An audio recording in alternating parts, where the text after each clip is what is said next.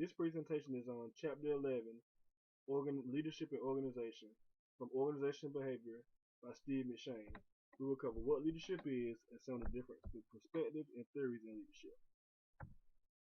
One of the most common phrases used in battle is kill the head and the body will follow.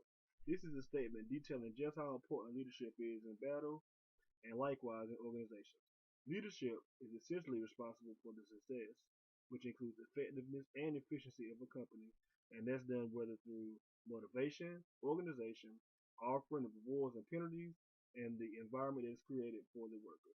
There are many different organizational structures comprised of many leadership styles, but there are a set of competencies that, for the vast majority of cases, should be present to make an effective leader. At any level of leader, you have to have some personality, being sociable and social, and being able to adapt in many different situations and diversity.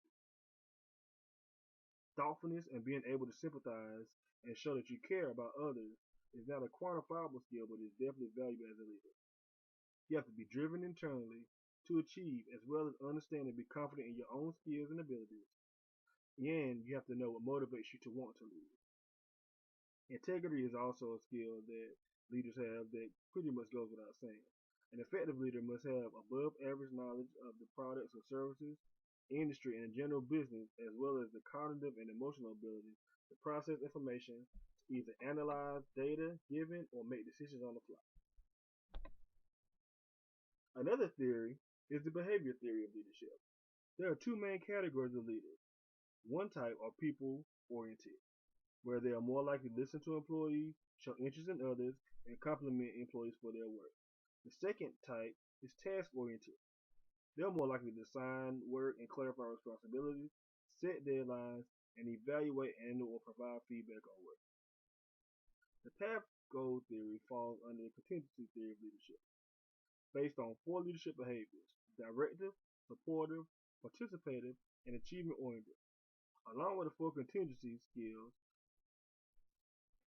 experience, locus of control, task structure, and team dynamics are four contingencies that will help the leader arrive at three goals or outcomes, which are employee motivation, employee satisfaction, and leader acceptance.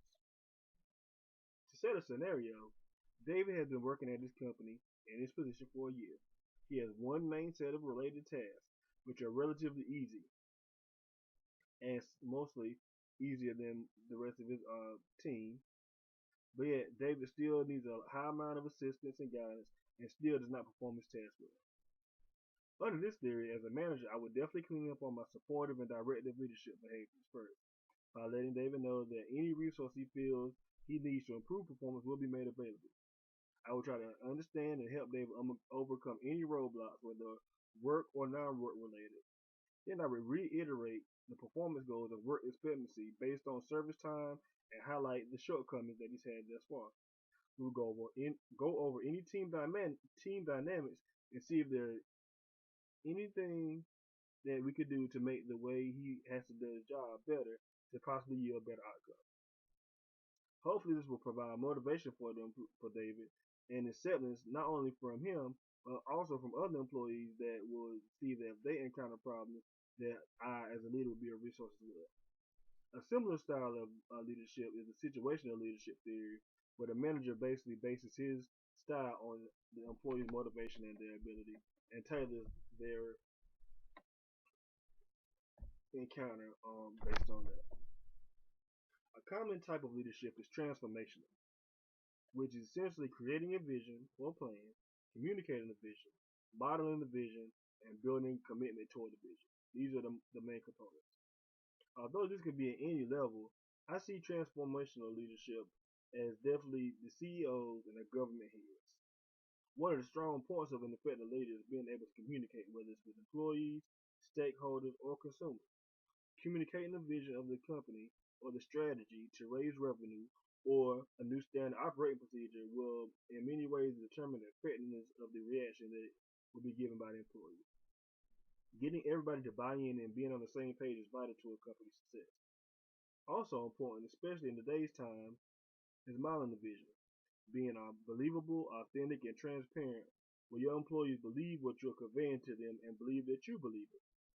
Especially when you're building a brand, selling a product or a service, seeing that you live what the brand stands for in your mission statement, again, gets people on board to want to do their part to support the vision. In the previous scenario, David would sit down and it'd be handled a little bit differently under this set of leadership.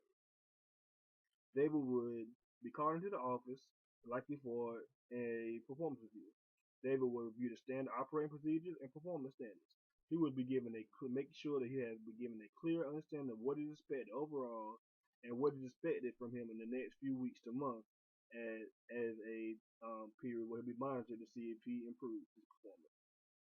Everything will go back and tie back into the overall organization and the part that he plays in making sure that everything's effective. Other types of leadership include transactional leadership, which is more based off rewards and penalties and driving performance. Now, in this theory, David would definitely be in trouble because it would likely be written up first after this year of bad performance. And if it continued, he would either be fired or he could start seeing rewards if he started making steps in the right direction. Many leaders, especially in religion, get classified under the charismatic leadership, where their words can motivate people. They communicate very well, and they just move people to join their vision. But studies show that this does not necessarily lead to an improvement in an organization. As we see, there are many ways to lead an organization based on many factors, including the organization, its goals, employees, and the leader himself. Either way, having an effective leader is a great step toward having an effective organization.